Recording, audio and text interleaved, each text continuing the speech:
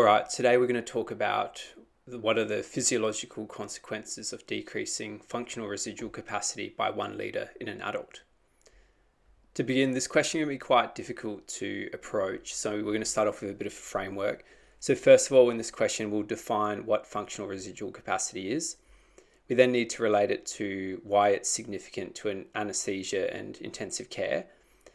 We'll talk about the determinants of FRC, and then this will allow us to then talk about the effects of a 1 litre drop in FRC, which we can break down into essentially what FRC does. So reserve functions, gas exchange, compliance, airway resistance, and pulmonary vascular resistance. To begin with, the definition of FRC, functional residual capacity, it can be defined in 3 different ways. The first is volume of air at the end of normal tidal breathing. So this is the volume that is just left in our lungs when we're breathing normally at our normal breath out. The second definition is expiratory reserve volume plus residual volume equals functional residual capacity. So we know that if we were to draw a little spirometry graph here with the lung volumes on our y-axis, you can see that the smaller waveforms that I initially draw here, that's our tidal breathing. And then as you breathe out, you hit your expiratory reserve volume, and at the limits of your expiratory reserve volume, whatever's left in the lungs is residual volume. And FRC is a combination of both of those. The third definition is the point at which inward recoil of the lungs equals outward recoil of the chest wall. So essentially, it's an equilibrium point, or the FRC will be an equilibrium point at rest between the chest wall and the lungs. Now, sometimes this is graphed on what's called a lung to chest wall compliance curve. So on this graph, the y-axis, so the vertical axis here is going to be volume, and this is mil per kilo, and the x-axis is going to be airway pressures. And usually you would put a 0 in the middle. And then you can see that the left-sided red curve, this represents the lungs' inward recoil. So it's got a negative pressure to that 0, it's pulling inwards. And you can see it can't go below a certain point and flattens out, and that's essentially the residual volume, or the critical volume, where the lung can't collapse any further than this because it's already collapsed in on itself. And then the chest wall is the right-sided red curve, and you can see that it's on the positive side of the 0 and it's pulling out on the lung. And the green is the equilibrium point between both of these pressures. And then where the 0 crosses the equilibrium point, if you move across to the y-axis, it would be about 30 mil per kilo, which is FRC. So I've mentioned 3 definitions of FRC, and I've mentioned 30 mil per kilo is equal to FRC. This is in someone who's lying flat, so supine, and in an upright person, it would be more around 40 mil per kilo. Now, with everything, we like to put it into sort of a standard. So the standard here would be a 70 kilogram male. So FRC at 30 mil per kilo is about 2.1 litres, and FRC in an upright person would be about 40 mil per kilo, which is 2.8 litres. In terms of our question, so you can see that there's 700 mil difference between the both of these. So in someone who's standing up, if you were to drop about 1 litre of your FRC, they really wouldn't have much impact on them. They would tolerate it quite well.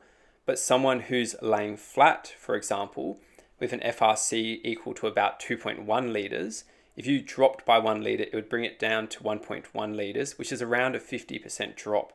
So someone laying flat supine, the same drop in FRC would actually be poorly tolerated, and especially if they're already quite unwell and needing resus, or had any sort of pathology, the FRC and their reserves would likely be impaired, making this even worse.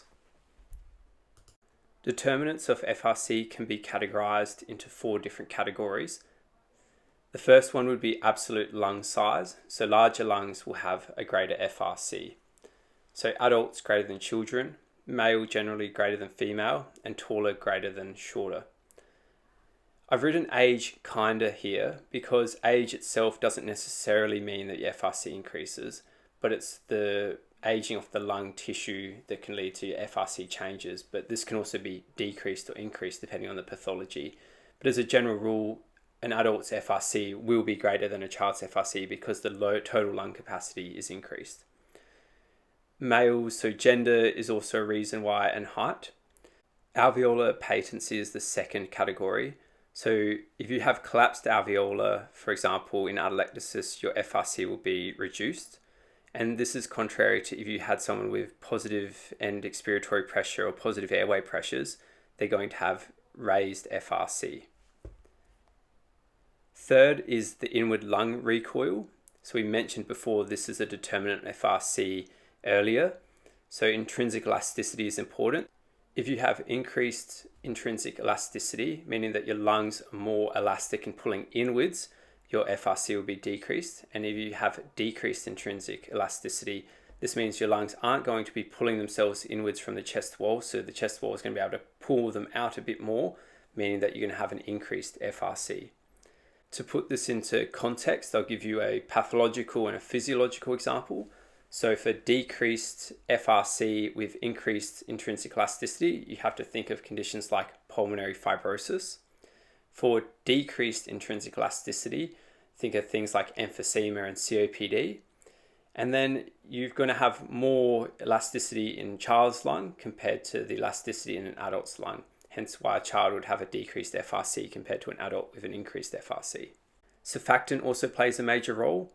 If you have less surfactant, you essentially have more surface tension in the alveoli because those water molecules are going to be pulling themselves together, meaning that in a technical sense, you have increased elasticity of the lungs, and this would lead to a decreased functional residual capacity.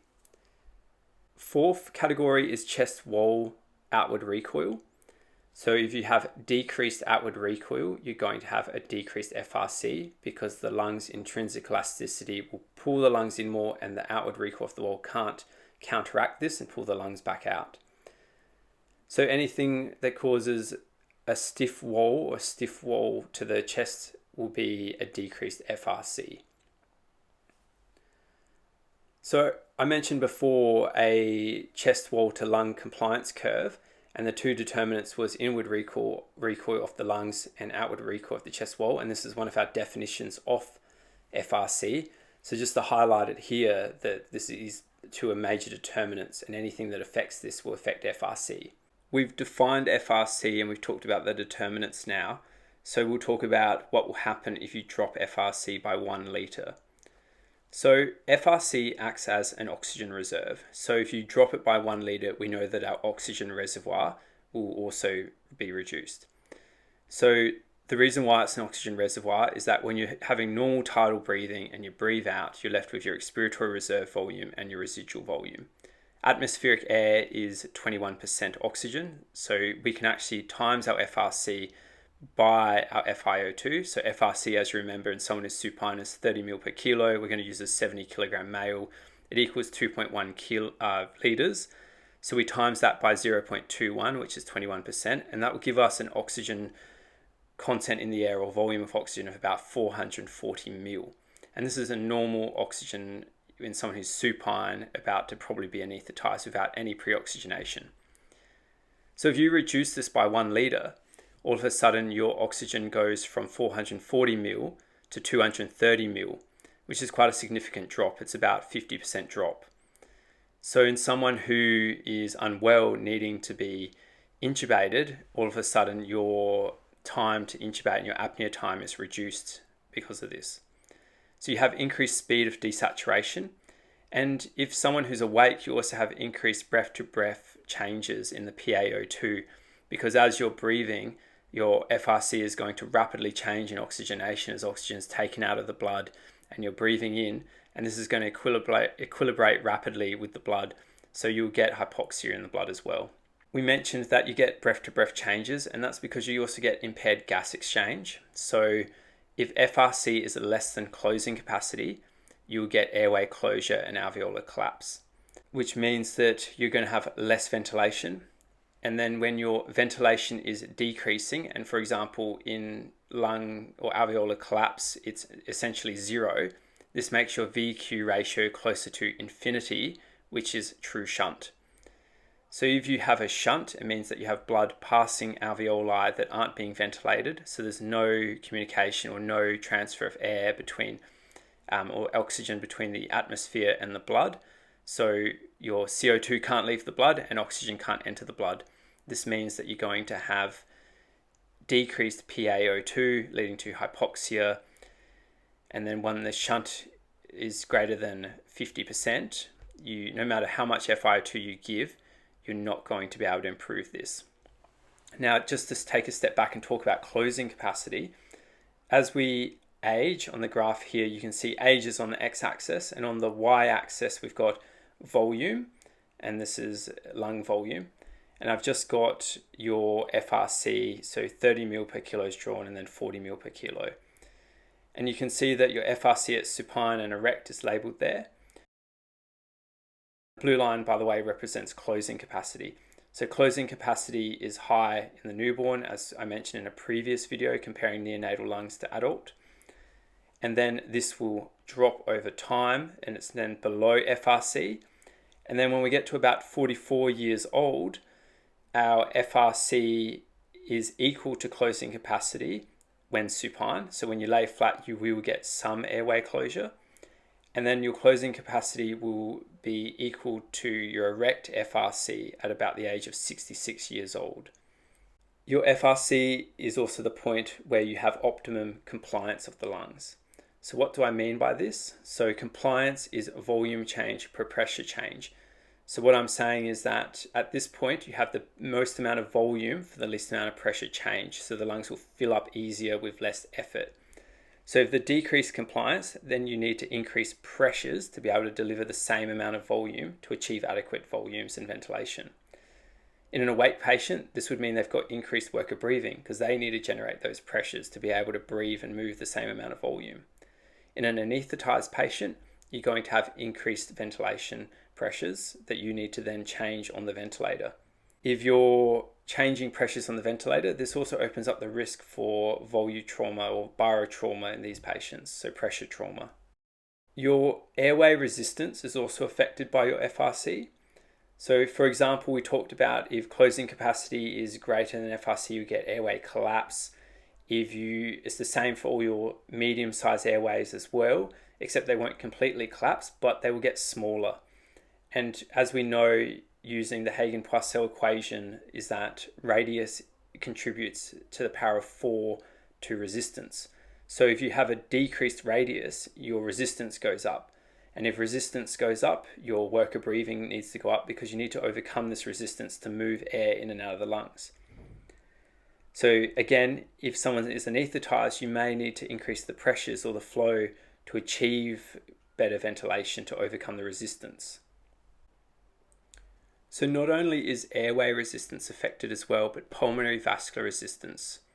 So if you have lungs that are below FRC that have decreased compliance, decreased lung volumes, you're having collapse of alveoli, not enough oxygen actually getting into the lungs to be able to oxygenate our blood. You get hypoxic alveoli, which is sensed by the lungs, and you get hypoxic pulmonary vasoconstriction. And this leads to increased pulmonary vascular resistance.